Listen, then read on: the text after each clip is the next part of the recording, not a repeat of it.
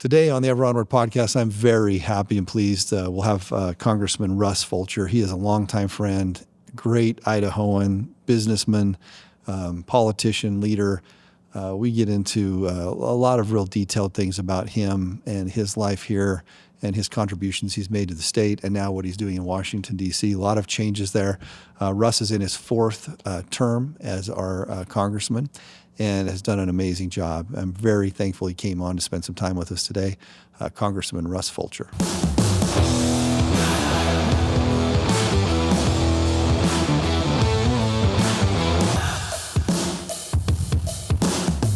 Congressman? It's just great to see you.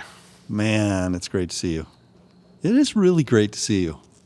Well, I was trying to think of the last time that we connected, and every time we do, I learn something, and so I'm looking forward to having a good conversation and finding out I want to start with a lot of these things we just get rolling on, but when you came in, you're like, hey, I used to farm this land where the building is. Right here where the building is as a kid. I was a farm kid, right? And so you always have work, at least in those days when you're a farm kid, because you could run tractors, you could run combines, and all that kind of stuff. For everyone that's listening, because you are a good friend, and I'm going to get into it. Thank you. And I respect the heck out of you for a lot of reasons. But you grew up right here in Meridian on a dairy farm. Right. Just so you're truly a farm kid. 2 miles to the south of where we're sitting right now doing this recording. My mother's still out there. She's 95 on the original family place, South Eagle Road in Amity.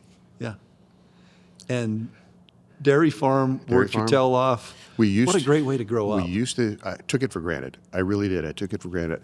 We used to have dairy farms right here locally in Meridian. It was just a different environment. 10,000 people when I was born. Now we're about 150, I think.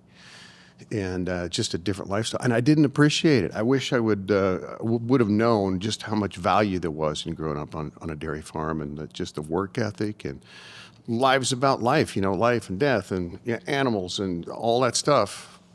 But at the end of the day, it was a great way to grow up. We're pretty lucky. Heritage is a big word. For whatever reason, it comes up a lot with the people I talk out on this podcast. But what does Idaho heritage mean to a guy like you? You get to go back and represent us. By the way, thank you. Thank you. It's just an honor having you there representing us, knowing a guy that's back there fighting for us. But what does Idaho heritage mean for you in your fight and your soul? Well, first of all, we are the envy of many states. Yeah. And I get that firsthand all the time. I mean, I work with members of Congress, House, and Senate from all over the country, and it is frequently a point of conversation where they are approaching me, man, I wish that we had the environment that you did. The reason that you're experiencing growth is, and how you handle certain things from your tax policy, from your education system. So I get these comments all the time from other members of Congress across the country, because we've got our problems here. We all know that. But comparatively speaking, this is a good place to be. And as a function of that, we're growing like crazy. I don't know if you knew this, but I've actually got the largest congressional district in the nation by population right now. We're over 1 million people in my congressional district. We narrowly missed another member in 2020 with the census, and with the growth since then, it's just gotten bigger. So, but back on the heritage thing, family's been here since, my mom's side since 1889, and my dad's side since 1915. And so I grew up in this wonderful place called Idaho, where you learn a value system that is, I believe, consistent with the heritage of our nation.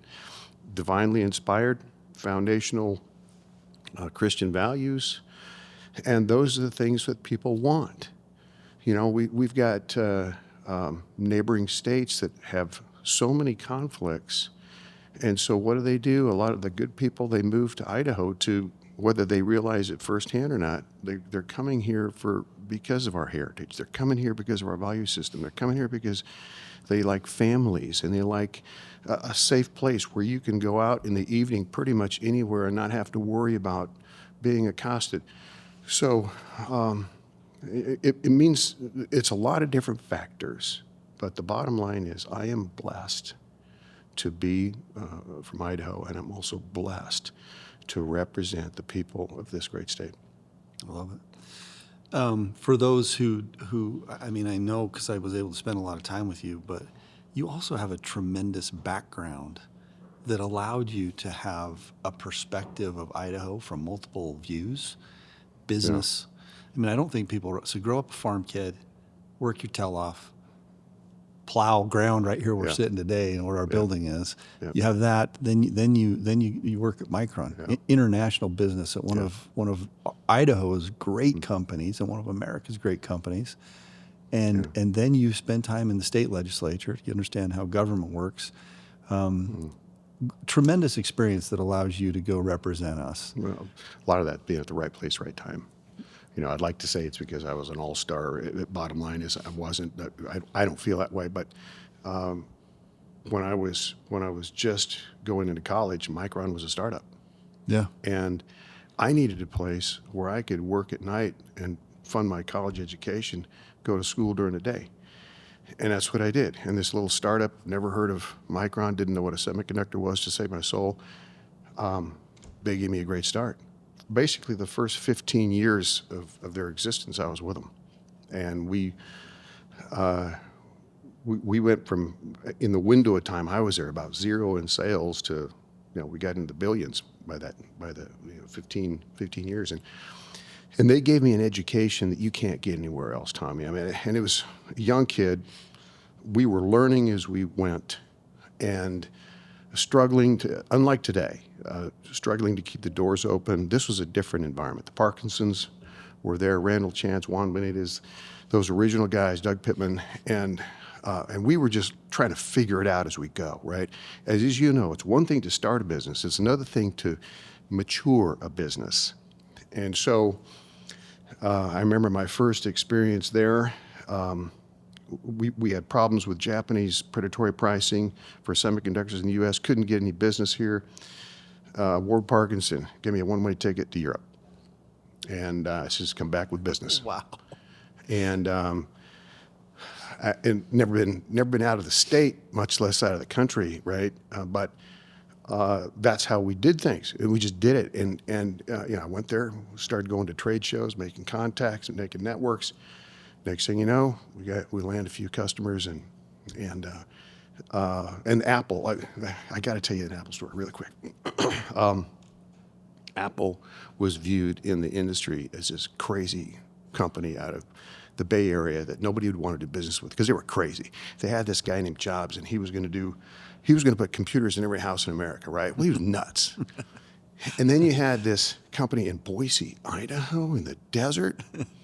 They were manufacturing one of the most complex devices on the planet. They were nuts, right? It was a perfect fit. For that window of time, the only place that Apple could really get computer components or semiconductors was Micron, because nobody else would do business with them on that front.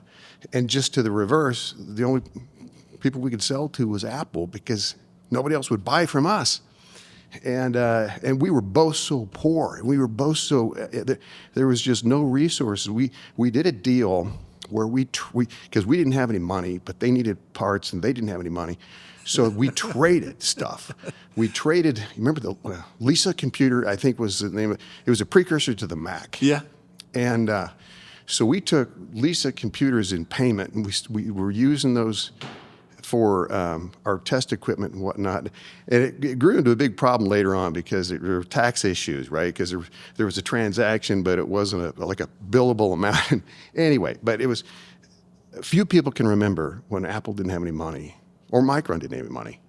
And so I look back on those years and I go, oh my goodness, what a history. I think, didn't you tell me one time you had an actual negotiation story that I think you used to tell that's unbelievable? Well, there was a number of them, but part of that issue was, you may recall, the Japanese suppliers were predatory pricing, and they had taken out pretty much all of the memory makers in the U.S. Fairchild, National Semiconductor, Intel, which used to make DRAM, but they don't anymore.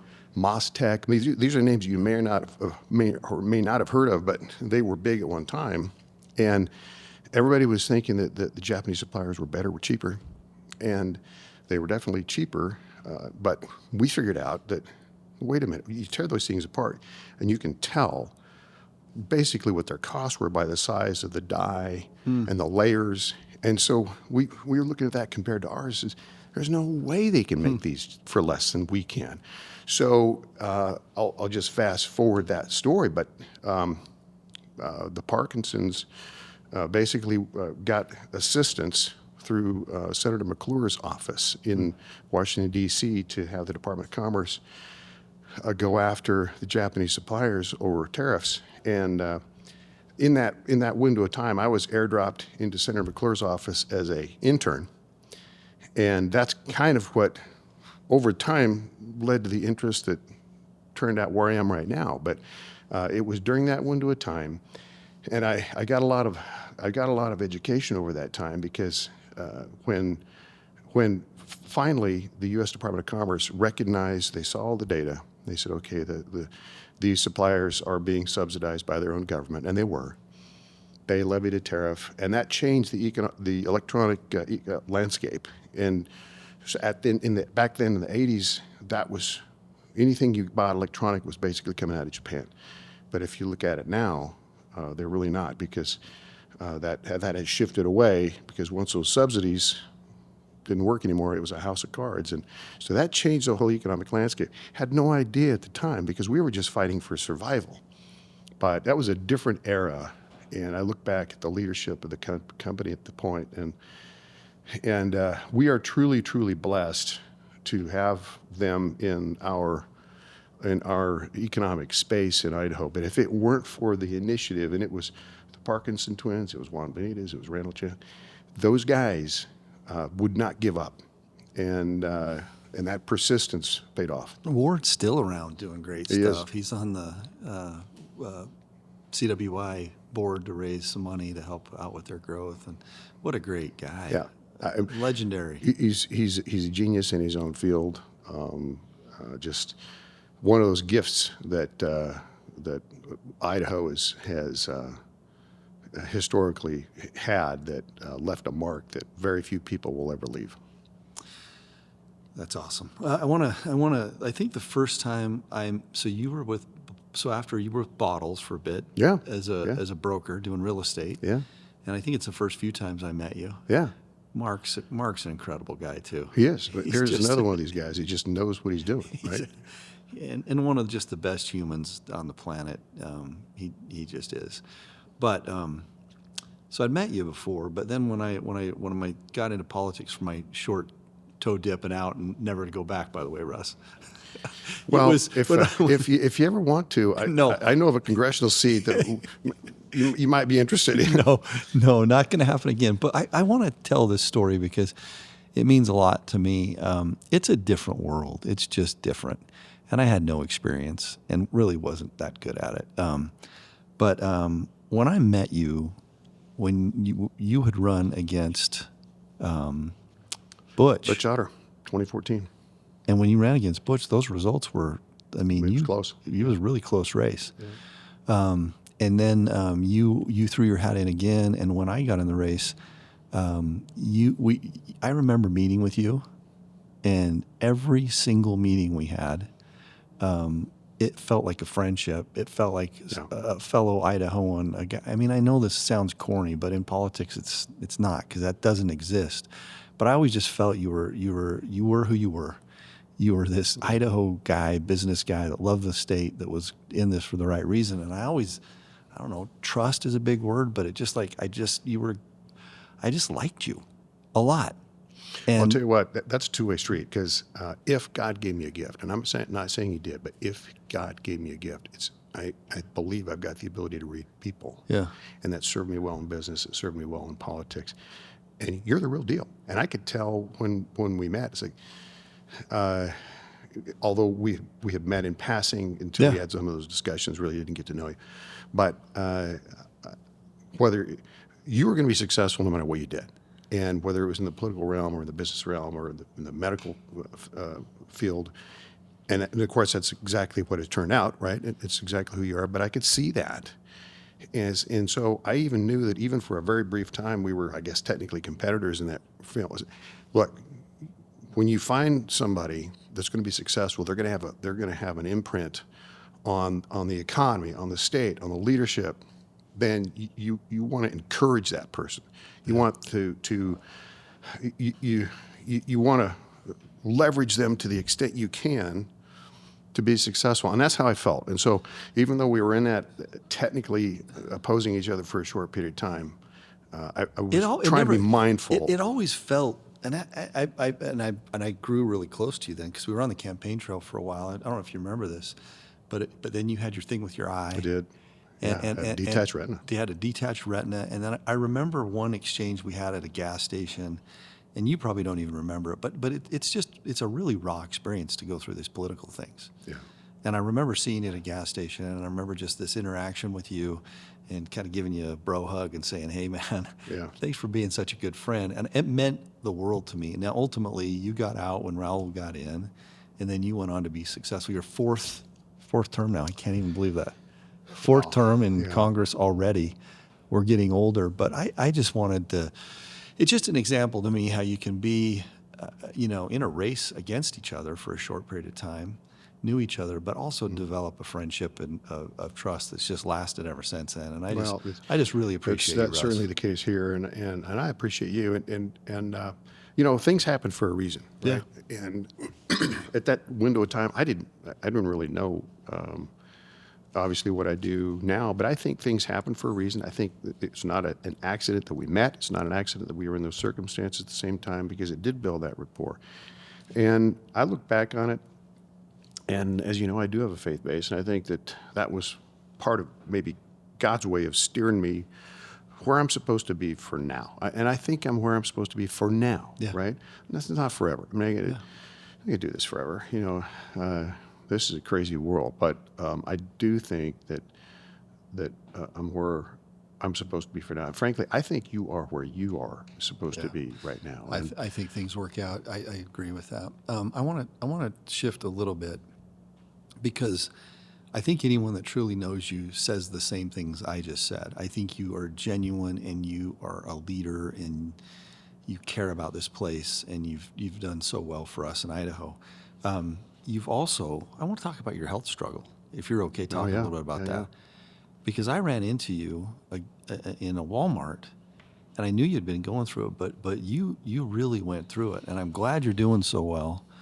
But you okay talking about that? Yes, absolutely. And one, the experience, what you learned from it, and what people might appreciate. I started getting fatigued late in the day. And that's not me. I typically don't have any energy problems, but come 4 or 5 o'clock during the day, I was physically running out of gas. And then shortly after that, I started to have some urinary blockage issues, and that's a problem. And so I started getting checked out. Initially, there wasn't any indication of what it turned out to be, but after further exploration and some medical expertise, we found I had late-stage renal cancer in my renal system. And we are very fortunate to have some really strong expertise in the medical arena. And so we immediately jumped into that with a two-stage strategy as the chemotherapy with it's the acronym was TIP. You may recall what that stands for. That's the chemical base for the chemo, but it's a very harsh, very aggressive style chemo. It's inpatient 4 days at a time. I know the I is in fosfamide, but I can't think of the other two right now. But anyway, it's they put the port in your chest. It's not through the vein and that type of thing. And this was at the time where COVID was going on, right? So everything kind of hit at once. But the physician said, you know what, if this goes and you take these treatments, we think we can get this solved. And that's all I needed to hear. And so I did 4 stages of the inpatient chemo, and that's 4 days at a time with about 21 days in between. And without question, I mean that tests you physically, and mentally. But I had the blessing. I had a lot of blessings, but one was I could continue to do my work. And even though I disagree with it, that was the window of time where Nancy Pelosi put in place for the very first time ever proxy voting. So I could proxy vote, right? I did travel back and forth some, but later in the chemo stages, I just couldn't. So we went through that. The other blessing that came out of that was I got to see the medical system, something you understand very well, but I didn't, and I still don't really, but from the inside out, right? And they were so good with me. They, when I say they, it was St. Luke's Oncology. They kind of changed their schedule so that I could come in on Friday, go Friday, Saturday, Sunday, Monday, be back in D.C. Tuesday. I mean, they really did work with me, but I got to see that from the inside out. I didn't know what the difference between a regular nurse and a travel nurse was. Yeah. You know, in some of the coordination problems they have between facilities, didn't have any understanding about that. Got to know some of these people personally. Frankly, just, you know, when you're in those circumstances, you're being monitored 24/7. You get to have personal conversations. I got some relationships out of that will last a lifetime. Yeah. Great people, you know, and this is something I have is way out of my wheelhouse. But now, you know, when right now we're dealing with, okay, what do we do with Medicaid? What do we do with? Yeah. Guess what? I've got a network I can go to of people that I know and trust, build a relationship, say, okay, what will this really do? Yeah. And so it's turned into a blessing. And by God's grace, I had surgeries after that. Johns Hopkins did the surgeries to kind of clean up what the chemo didn't get. And for coming up on 4 years now, I do a CT scan every 6 months. And by God's grace, it's certainly not active. And I don't recommend it for a recreational opportunity. So if you know, for whatever it's worth. But I'll tell you what, that was another one of those things where I think is part of God's plan, and it was harsh. But in hindsight, I think that was for a reason too, and I'm just blessed. Yeah, and going through you can't go through that without having, one, a bunch of wisdom that comes from an experience like that, and two, gratitude, right? Oh, it man. changes the way you look at things and your So time true. and yeah, I appreciate thanks, it. thanks for sharing that. Got a whole new perspective. I appreciate every day. Yeah. Right? I used to complain about birthdays. I don't anymore. I'm looking forward to the next one. Well, thanks for sharing that. Thanks. I think it's good for people when we hear our leaders share and be vulnerable and talk about things they go through that are hard and how you're able to just grind through it. I love what you said too. Once you knew the path forward, it's like, okay, let's get this thing done. And what it teaches you about yourself and determination and just mentally going through it too. Start yesterday. Let's get this thing done. Yeah. I got to say one other thing too, because this had a big impact on me. There was a congressman from Minnesota, Jim Hagedorn was his name, going through the same thing, very similar at the same time. And so that was a real benefit, because here was somebody else that, you know, a colleague, if you will, that we were going through this at the same time. But unfortunately, the COVID was going on at that time, and that got him. And so he didn't make it through this. And so we were talking every day, and here I came out, you know, perfectly fine. He didn't make it, but there was another message to me that came out of that, which is, look, God's got a plan for you, and if you're breathing, He's not done with you. Yeah. And I'm not saying He was done with Jim. I don't know, you know, what the circumstances there were, but all I know is it could have gone either way. And I was the one who was blessed, and I'm the one who's still here. You can't. I went through some. I've shared on the podcast before, but I went through something very similar with my heart. And the first time I thought I would be okay, and then the second time I didn't. I had an open heart, and then a year later had a heart attack. And I had it. I had the chance to just think, this is it. And I think it changed. The first time I guess I was naive or optimistic enough or whatever it was. I didn't think I was going to lose that battle. Second time I thought I might. Boy, it makes you look at the rest of your days and appreciate them different. It makes you look at your relationships and gratitude. Like it sounds corny. But some of these like sayings we say is just one day, live with gratitude, look arrows out at others, and how can you make a difference? I think it does change you. It's the simple things. It's just the simple things. Last night I'll share just a little story. We live on a farm now out here in Cuna, and I got home last night, and my wife was just so emotional. I'm like, "Are you okay?" And she says, I'm more than okay."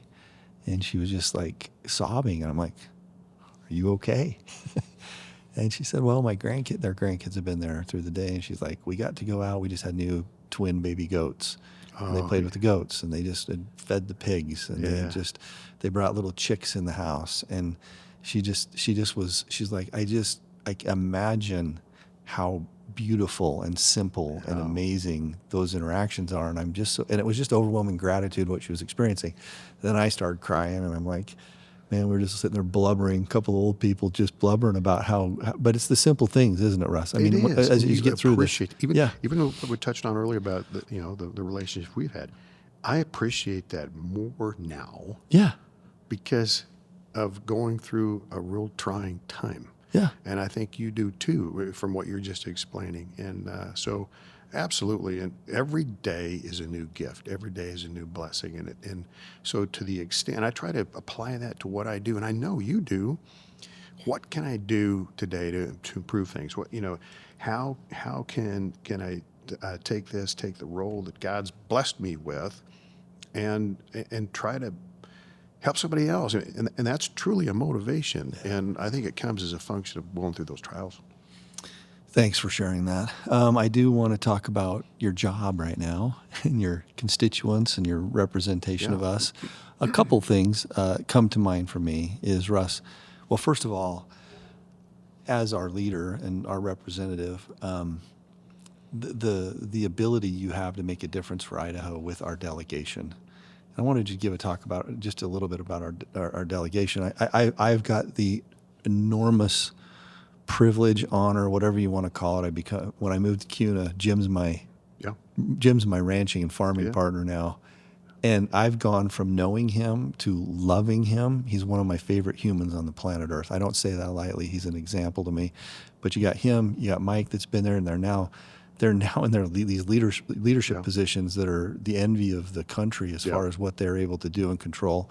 And we got Mike that's been there for a long time, but he's got his tenure, and then we have you. That delegation representing Idaho, it just means something back there. It does. So for a relatively small state with a relatively teeny population compared to these big states, especially these giant states that dominate so many other things, talk about our delegation and the representation of Idaho in the country right now. If you were looking at the political landscape from 30,000 feet and you had the, let's say, king for a day capacity to take 4 people and strategically place them in committee assignments in the U.S. House and the U.S. Senate, I don't think you could place them more strategically impactful in a positive way for the state of Idaho than the 4 that's there right now. Amen. Within my political lifetime, maybe my lifetime, I don't know who ever had that. Jim Risch, Chairman Foreign Relations, Senate.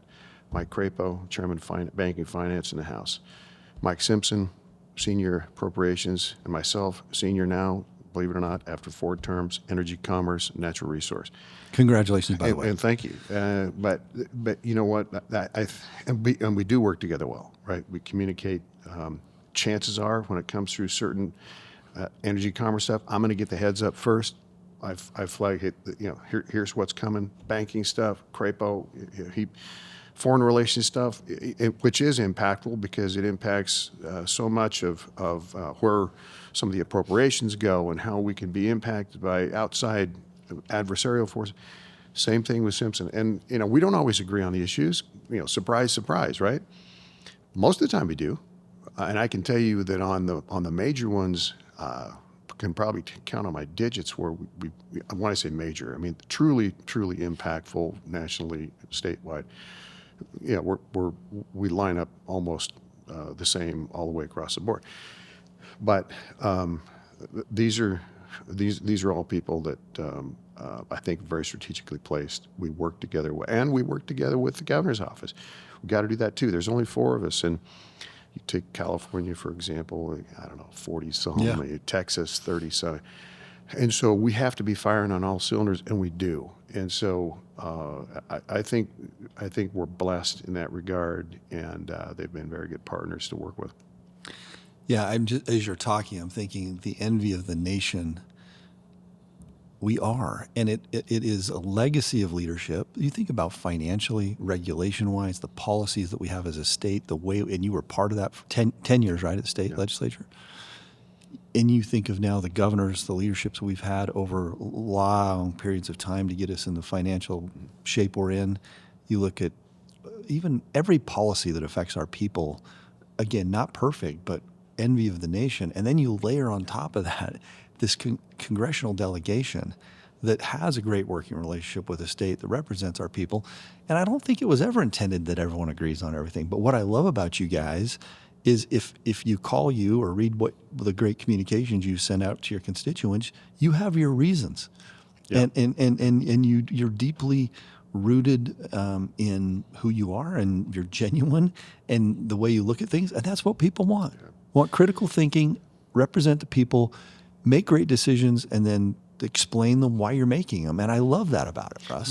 You know, I would make a parallel because I think there's some similarities with business there. When you do business, you build trust with who you're partnering with. You build trust, and you've got to build that trust and that confidence to have your partners, whoever it might be, banking components, the development components with state and local government. You have to get some credibility. You got to get some trust, and to do that, you got to show up for work. You got to be competent. You got to do what you say. You know what? Same thing on the political side, and I think we as a delegation are afforded some leeway because the people of Idaho has said, you know what? Okay, he has demonstrated that he's thinking through things. And if he does something that doesn't necessarily on the surface align with what I think it ought to be, he's probably got a reason. And so we get a little grace as a function of that. And hopefully it's because we built some of that trust. And I certainly feel that way. Had a little event last night with some great friends were able to come, and that was just a reminder. We spent the whole evening just talking about some of these things, some of the issues going on, and it's a real honor. But I think you've done the same thing in business, is what I'm trying to say. And it's build some credibility, build some trust, do what you say, you're going to be fine. Yeah, I just love that.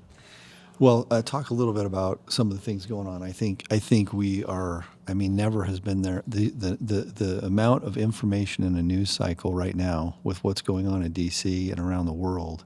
If you look at international challenges, conflicts, resolutions, you look at how tariffs are affecting buildings I'm building tomorrow, and you look at what they mean to us. You look at the economy. I mean, we as a business here, we want predictability. Yeah, right. We want to kind of know what the next 6 months or few years look like, and it just seems right now you've got to have your eye on the ball at all times. So many different balls. In the same time, there's so many wonderful things happening that never thought would happen in our lifetime. So it's kind of this mix between, okay, what does all this mean for a business, to my family as I'm understanding it? There's just still so much uncertainty. What would you say as a guy that's back there with kind of what's going on, and what should we look for in the coming years as this kind of settles? 'Cause I think it's going to settle a little bit. I do too. So to give you, I think, a quality response, I got to set the stage, at least from my vantage point. In this country, we are at war. And from my vantage point, this is a war with a progressive left who would like to see the social and economic fabric of this country change. And this is not a criticism, this is an observation, because although I disagree with it, there's an argument to be made that we would be better off as a society if we adopted a Western European or a South American style socialist system, and we put more control in the hands of government departments to do more things. And so about half the people in the U.S. House and Senate adopt that view, and that's the fight. Can I ask you a question on that? Yeah. I want to hear this whole thing. How do you, if you look at those policies, even around us, pick a city, pick a state, pick. I mean, I've got one of my sons is in California, so I spent a lot of time there recently. I don't know how, Russ. I don't know how. I mean, I walked down the 3rd Street Promenade in Santa Monica that just 5-6 years ago was what it was. I don't know how on God's green earth you can see it's tangible. It is not debatable. Just what's right in front of you in socialist, leftist-led communities, and say that is good for America. I can't explain it either. But it is. But for those of us who take the view we do, it is so obvious, right? And for those who don't, I guess it's possible they just hate the country. You know, it's possible that they're so blinded by this so-called idealistic world that their elite category should be in control. I really So don't I was know. with a group of them yesterday, and when I say of them, of people that buy into that are from, and I'm not.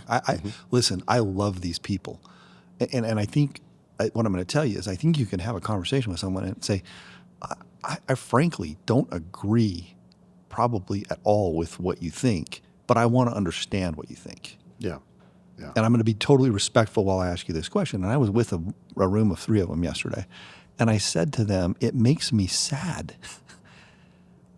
What is, like, I'm going to listen because we had plenty of time. I said, tell me the way out of this for you. Yeah. And tell me what the answer is. And I literally listened and asked more questions. In over 30 minutes, there aren't solutions. Yeah. There was this idea that government can fix everything, that government can redistribute wealth, that government can be the answer to the trickle down like regulation of how we're going to regulate people to equality, and by doing so, we are going to wipe out all of the ills of society. And now they've created an environment that they had no answers.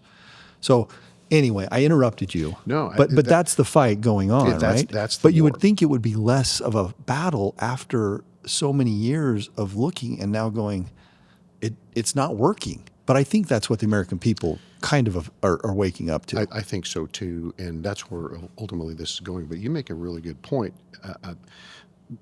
The progressive left, and by the way, they don't even want to be called Democrats anymore in D.C. They want socialist progressives or different titles. But they're not Democrats. They're not Because here's the Democrats. thing. Yeah. My side, my family were all Kennecott copper miners. My dad, my grandpas, my great grandpas, and they were Democrats. Yeah. They were true blue dog Democrats. So were the people on my dad's side of the family. And if you look at what they believed Not the in our same. country, and you think of even the role of what labor unions meant back then, but if you looked at their principles of their community and caring for each other, and it is not what the progressive left is. It's not. Yeah. So I understand agree. why they don't I want to agree. call them that, because they're not Democrats. Yeah, that's true. And Democrats become this evil word, don't. but Yeah. they're not Democrats. Yeah. Well, but I think you really touched on it. The answer, as you and I would see this, is the solutions come through the private sector. The solutions come through empowerment of the individual. The solutions come through the free market. And to them, that argument, the solution is more government. And the reason they things are going bad in California is because they don't have enough government, right? Now, that may be an oversimplification, but I think that's kind of where that is. But that's the baseline. And so when I talk to people, and I met with some legislators yesterday, and they've got some challenges and everything, and in this case, it's Republicans fighting with Republicans. I'm just trying to encourage them, look, guys, I know they got issues, okay? And I know you've got issues, and it's okay to disagree on this, but you have to refocus where the enemy really is, and it's not in this room, okay? We can legitimately have disagreements over tax policy or health care, transportation, whatever it might be. But generally, we all believe where the answer is, and that's the market system and what we just said. we have to keep the focus on it's those who want to change that structure entirely, and that's what I'm fighting with. But I truly think if we were to have this conversation in 20 years, and we might, but let's just say we had this conversation in 20 years, I think we would look back. I'm just doing the math, see how old I'd be, Russ. I'm going, You'll be here. I hope to You'll hell be here, I'm still and I hope I am too. But I think we will be saying at that point, 2025 was a generationally historic year. And by the way, I'm not a disciple of any human being, including the president. But what I am saying is we are going through a transitional time where there is a bureaucratic intervention going on that is desperately needed. This is 7 years in Congress for me, and I can tell you the bureaucracies there have become so big, so huge, so powerful, so inefficient, so fraudulent that they have a parallel system of governance where they put in place policies via regulation, via rule that never go through any kind of legislative channel that we have to deal with. Think EPA, think IRS stuff, think Bureau of Land Management. Policies, regulations that govern what you can do with land, that govern what kind of car you can buy, right, with tailpipe regulations. This never went through Congress, okay? And people like me, we come and go. I'll be in office for a few years, then I'll be gone. Same thing with most of my colleagues, but the bureaucratic heads, they're there 10, 20, 30, 40 years. That's the swamp. That's the deep state. And that's Can you getting dive rectified. a little bit deeper to that? Because I think the word swamp, I think it's come up a lot.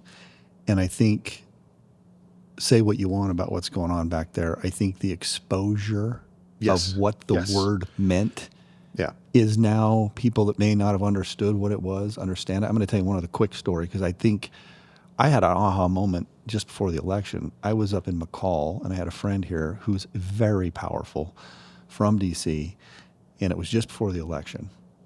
And I was sitting there with him and his wife, and I said, "What do you think is going to happen?" And he said, "It doesn't really matter." And I said, "What do you mean it doesn't matter?" And he said, "The swamp Yeah. is what controls all this." And we had a 3-hour dinner, and at the end of it, I like didn't even want to drive home. I was so depressed Yeah. because I'm thinking to myself, I believe this guy. Yeah. That There's truth in that. that there's so much money and control by this thing that it will never be changed. It's interesting to see how the election went, and now the uncovering of so many practices. I think what the swamp meant to me Yeah. in October and what it means to me in March, I get it, I think, a lot more than I did. Is that That is very well is said. that is that That an very- uncovering that of is very, and that's why DOGE is so important. Yeah. That's why the Department of Government Efficiency, by the way, that wasn't started by Donald Trump. That was started by Barack Obama. I saw some of those videos recently. Yeah. And so, this is not a Republican thing, and it's not unusual to have a third party independent kind of head that up, like Elon Musk in this case. FDR had Harry Shipman or Shippey, something like that. Woodrow Wilson had Ed House, and they were the Elon Musk of their day, right? Those are both Democrats, Yeah. by the way. Come in and do this kind of thing. And so that's why that's so important, because things are getting exposed. And, I got a report on, Social Security, for example, and what is being uncovered then. We got a couple of bookends, and you got low billions on one end of the bookend, you got high billions, like triple-digit billions on the other. Somewhere in, between 75 billion and 500 billion is the amount we pay each year to dead people, okay? And this has never been exposed or caught or any kind of audit, any kind of oversight. And Tommy, the other thing I've learned is, although Congress has the constitutional power of oversight, the tools we have to do it are so inappropriate, so inadequate. That's why it's so important to have this DOGE get in there and start digging through some So of this there's a stuff. couple things that I spent a lot of time. I give a talk to Mission 43 every year, 4 hours, and I was with them 2 weeks ago. And when we went in our room, one of the things that everyone talked about is a lot of their private jobs are being cut because of this. So I think the Doge thing is wonderful. It's also creating a lot of fear and anxiety and real results that you're probably hearing at your office every day. But I will say this, as a taxpayer who's been audited 3 times by my federal government, I just do because of the way, I mean, I've been through it. It is infuriating to me to hear some of these things. Like nothing, because when they came and did an audit of me and literally looked for bird shit in the cuckoo clock on every single thing I had for my little experience every time I went through. And then I hear that like there's never like some of these departments have never passed an audit. They don't know. There's all this money missing everywhere. I'm thinking to myself, nothing makes a working guy more frustrated that provides jobs, that all my people pay taxes, that we're in America, we believe this dream, and my government is doing this. So I think they're underestimating. I do. Because you know, you look at the mainstream media and you look at all this stuff. I think for people that pay taxes and this country was built on the backs of small business. Right. Period. That's right. Yeah. There's big business, but it's small business people. That's you look at the tax base, you look where it comes from, and I think they're underestimating, Russ. And you give me your opinion. I think people are going to be going, wait a minute. You want me to follow all these rules. You want me to do all the things I do for my families that I care for. And you consider these people that work for you, this is family. It's personal. You look at the taxes we pay, payroll taxes, property taxes, income taxes, and you're telling me these things are true? Yeah. I think they are underestimating the people in this country that are small business owners that are going to go, BS. Yeah. Get this fixed. Yeah. And you're right. And so each committee, for example, and Energy and Commerce is one of my committees. Each committee is assigned X amount of dollars. We agreed that we are going to try to, within our jurisdiction, reduce from the budget for the next year. Okay. I think the amount that my Energy and Commerce Committee is targeting to reduce is $880 billion. We're going to be able to do that because of some of these things that are being found, and my office, everybody on that committee are being barraged with people because don't touch my stuff, don't do this, don't do that, and so we to support your point, we did 2 polls nationwide just within the last 10 days. And the attitude is exactly what you said. 85+% of people across this country love the fact that things are being dissected finally, and some of these things are being identified. And they are angry because, and frankly, I am too. It's embarrassing to be a congressman and not know that we might have just, $100+ billion to dead people. How did I not know that? Then on the other hand, being there, the Musk group had to hack into the system to get it, because even with an executive order, they weren't afforded this information.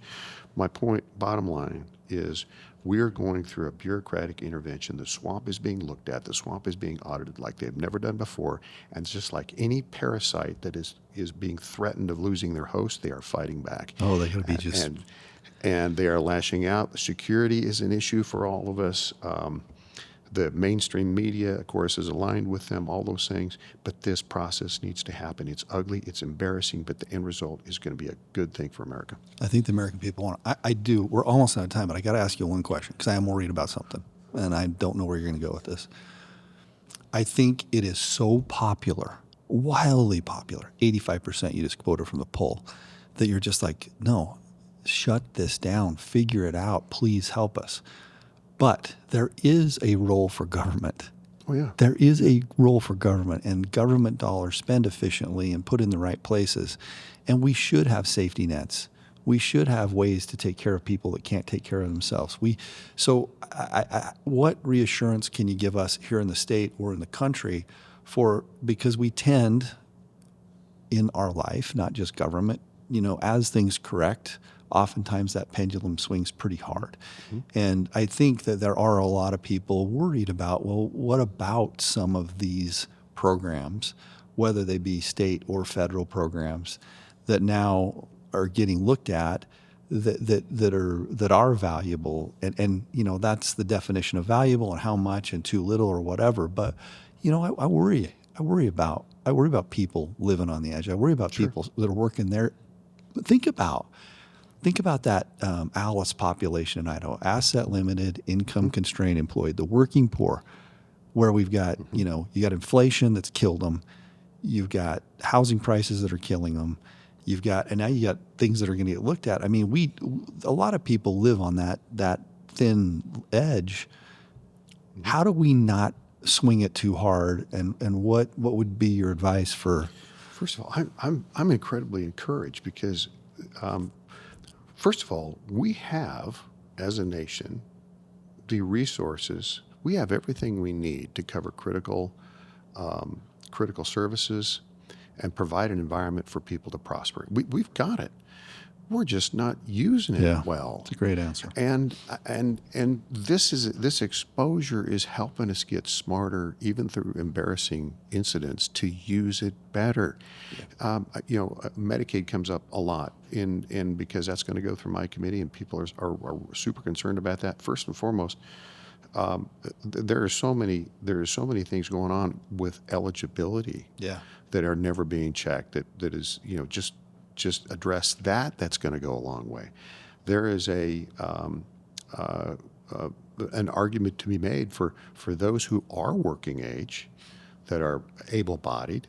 Shouldn't there at least have the discussion of a work requirement for those types of things?